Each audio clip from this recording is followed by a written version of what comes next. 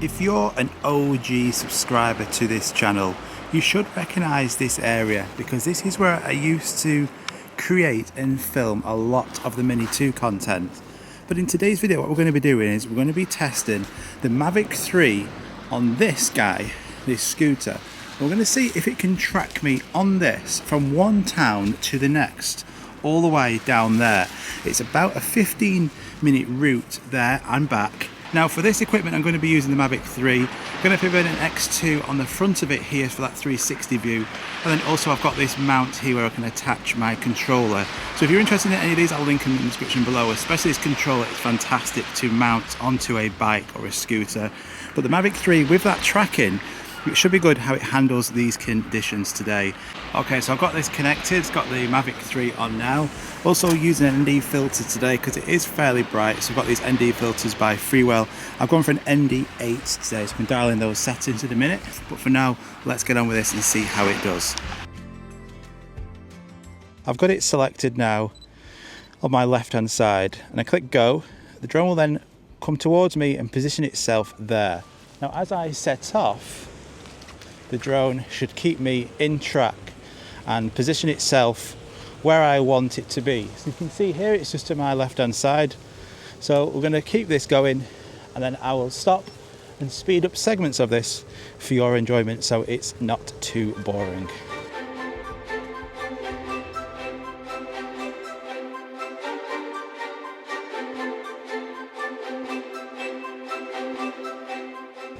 Now if I select on to the picture and select top left, the drone will then move to its position here, keeping me in the frame now. So far, even though I'm wearing completely dark clothing, the drone is doing brilliant. Now if I put it here now to the front, it will now track me, keeping me at the front as I go towards it. The drone is now going backwards. I mean, that looks on screen super smooth, but from now, I mean, this clamp as well is fantastic that I've got full access and control.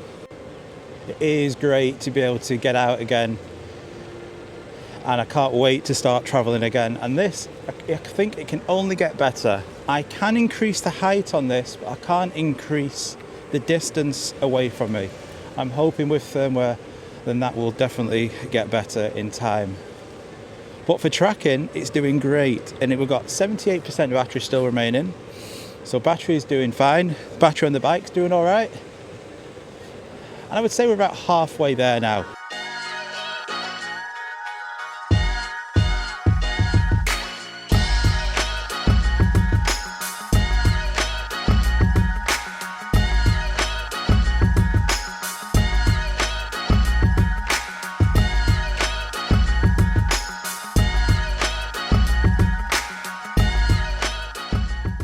So if you want the best tracking out there, Skydio 2 is the way to go. The Mavic 3 is certainly doing well.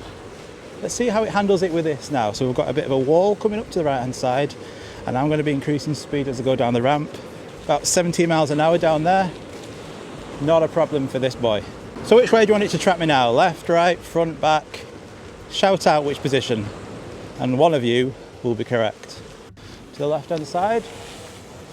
As it swings around, it's lost me a little bit, but it's readjusted, keeping me in that frame there.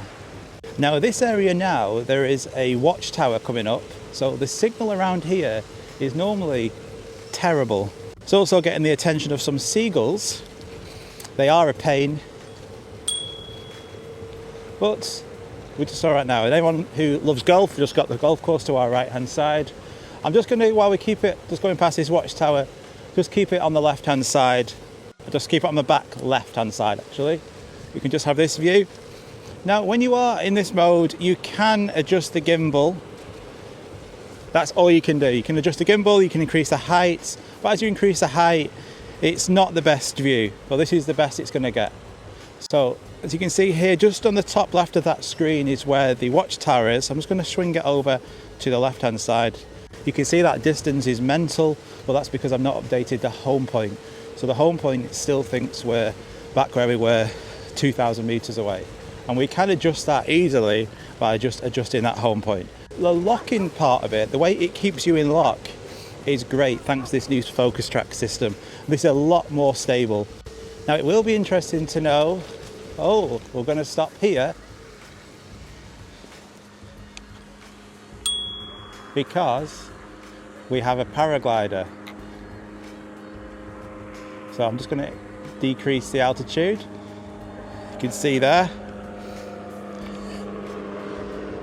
We had our wits about us. Looks like it's being chased by a seagull as well. So things like that won't be picked up by the air detection system.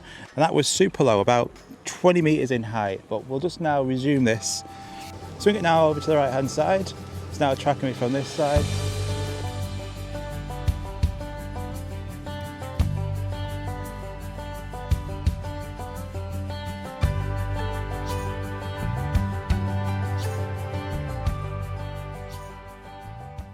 So we made it to our location, which is absolutely fantastic. The drone was able to get here without running out of battery, for one, and two, it was a really enjoyable flight. Now I'll just show you as well on Active Track what you can do. Once you got yourself selected, you could do spotlight mode, and now as I move back, put it in Cine, the drone will keep me in the frame, making it really easily to do those cinematic shots.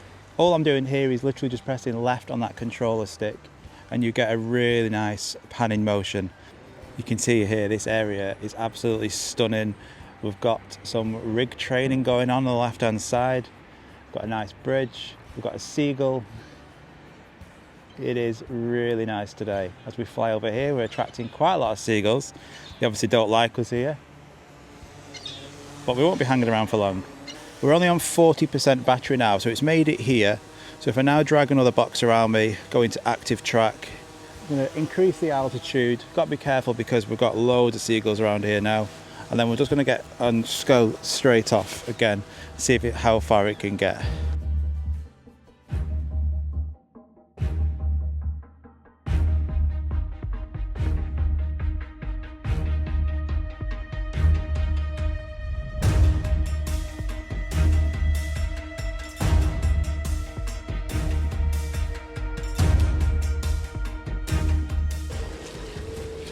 Okay, so now we're here, we'll just change to a different angle.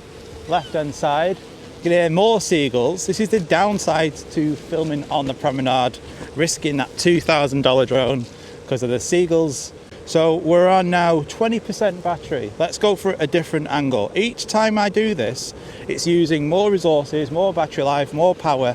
So considering all them factors, it's doing great. Right, I'm gonna swing this over to my right hand side because there's a radar tower coming. As we just swing it now to the right, as we go down here, it then should back itself up and then just keeps me as I increase the speed. It now knows that I'm going faster, so the drone itself will then go faster as well. Got that low battery message coming on now. Just going to cancel that and just see how far it can get. We can always take over manually. What we don't want is the critical warning battery to come on, because that's where it will then just start to descend and I've then got to completely take over and land pretty quickly. But I've got it in my sight there, just to my right hand side. We're not far away at all, so if we can keep going a little bit more to that 10% mark, then that would be fantastic. I'm just going to go to this next junction here where I think there's a ramp, and then I can go down and then we'll just land the drone there, because it's on now 14%. When it gets to critical low battery, it'll just start to descend on its own, which we don't want. And then we're just going to bring it over to us now and get it to land so I can take over.